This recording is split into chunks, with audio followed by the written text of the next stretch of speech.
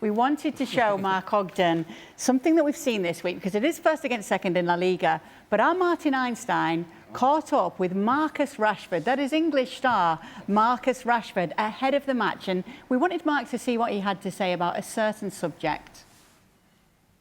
How many times have you dreamed about playing against Real Madrid at the Bernabeu with the FC Barcelona jersey? For me, is the biggest game in football. Is a game that even for me, of course, I'm from Manchester. Is not the biggest game in England or in Manchester. So, but even for me, from a young age, we are always watching El Clásico. If there's one game to watch, is this game. So. And playing it? No, to play in it is of course going to be an unbelievable experience. But for me, it's about winning. So.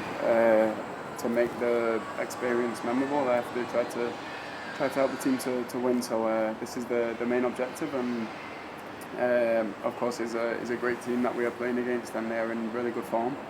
So it's not going to be easy, but we will give our best to win the game. What is the player that you see, training sessions that wow, it's crazy? I mean, I cannot believe it. Lots of the players have lots of qualities. But probably the standouts is, of course, Lamine, and for me, Pedri is unbelievable. I think his understanding of the game is one of his main strengths. Of course, his ability on the ball is clear to see, so this is not surprising.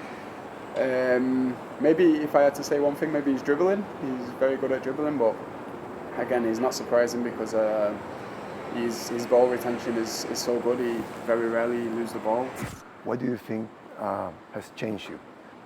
What happened there, and what is happening here to see the Marcus that we've seen shining at United? Yeah, I don't think there is much change in me. I just feel it's a new environment, new culture, and it's one that I looked forward to coming here. But what wasn't working back then? It's difficult to put your finger on exactly what it was, but in your perspective, in your mind. In my mind, it's so many years in one place. People forget this, but 23 years of my life was with Manchester. So sometimes you just need a change. So I think maybe this is the case with me.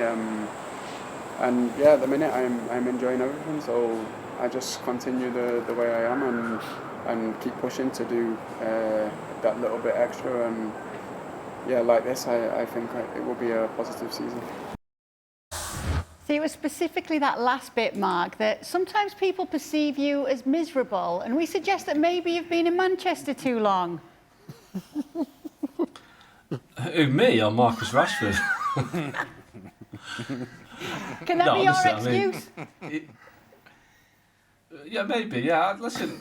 I just think it's more about gritty realism, isn't it? That's what it is about Manchester. there's no point in pretending. You just get to the point.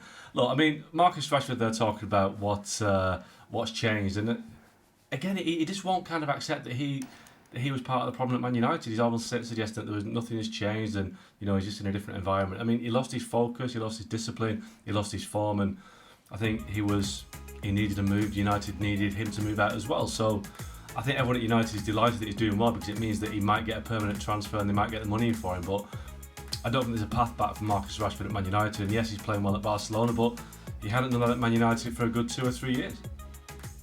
If he is part of the problem at Manchester United, so far he's proven to be part of the solution for Barcelona this season. And an unlikely part of the solution as well.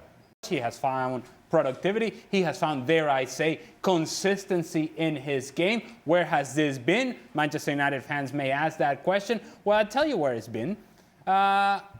He finds himself in a situation in which this is his last chance at the big time at Barcelona. Somehow, and there is an element of great fortune, not good fortune, great fortune for Marcus Rashford, that he finds himself into Barcelona, into a team that is set up for success and set up for productivity offensively, and there he is benefiting from all of it. But to his credit, he has assumed the role at Barcelona and has taken to this role very well. He's scoring goals. If you're Barcelona, you're excited to have him. Can I also say a little bit in Marcus Rashford's defence here, and while I get what Mark's saying, and he certainly didn't do himself any favours. If we talk about problems at Manchester United, everybody who moves away seems to be doing pretty well, albeit most of them in different leagues, though Marcus Rashford and his performance against Newcastle United in Champions League spoke for itself. So it just feels like Manchester United's problems are a lot deeper than just the individuals. And it's easy to blame Marcus Rashford, and admittedly, he didn't do himself a whole lot of favours. But there is something far more deep-rooted at Manchester United that is the cause of a lot of their issues. To the point where Harry Maguire, who was all but out the door a season or two ago, is now the only feel-good story coming out of Old Trafford.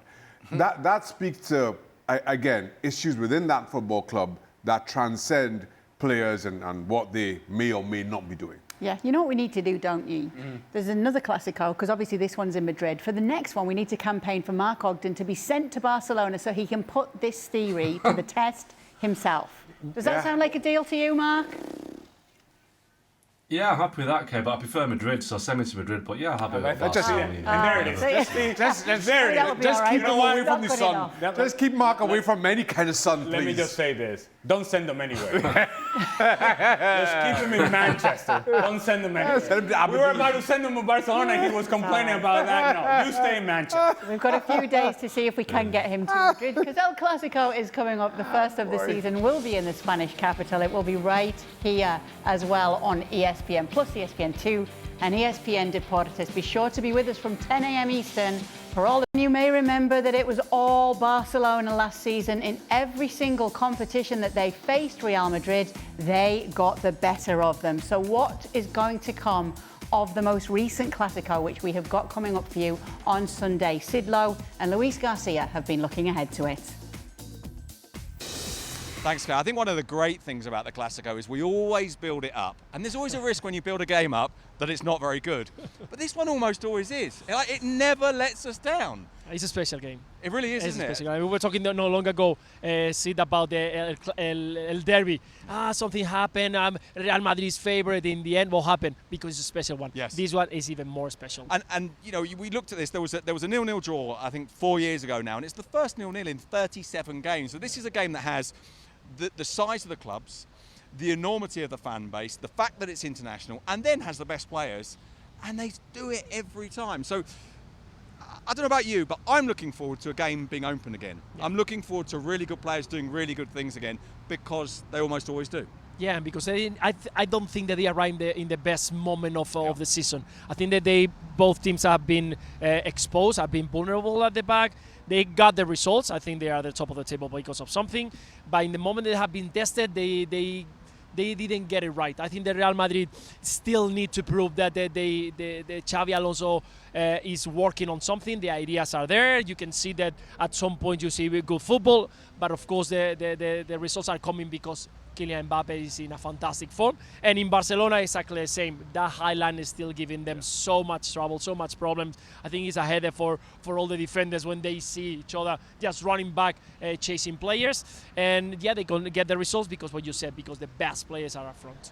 So if Barcelona don't get this high line right, and they haven't so far this season, this is perfect for Mbappe, isn't it? Because if ever there was a player that was good at running into space, if ever there was a player that has the athleticism to punish you, it's him. It's him, and he's in a fantastic moment. He's in a fantastic moment. He's enjoying himself. He's looking and getting the goal, something that last year, if you remember, the first 2 months or so, he was struggling to find the net. He was in the right position, but he was missing that confidence, I think, that he was. And right now, everything that he gets is behind inside the goal. What about Lamine? I mean, what do we think we'll get from him in a game like this against Real Madrid, who I think have been defensively a bit stronger until that derby against Atletico and they conceded 5. But what kind of performance do you expect from him?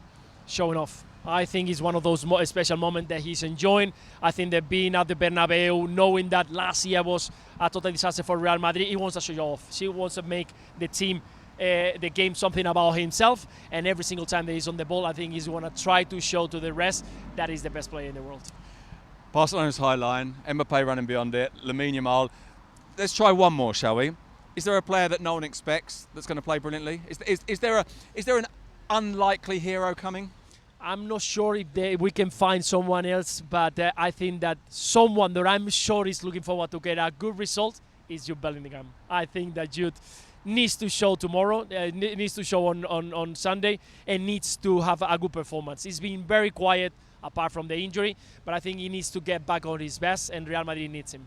So there you go, Kay. From Cibeles, where Real Madrid celebrate their triumphs. Let's see if they win at the weekend. Send it back to you. Guys, looking very much forward to hearing more from both of them on our Clásico preview special. It's actually available now, streaming on ESPN Plus. Ali Moreno is there. Oh. Yeah, also Alex Pareja trying to claim Pedri might be his son. Yeah. You better check it out to see how that went down Better get cute with Ali Moreno. Get.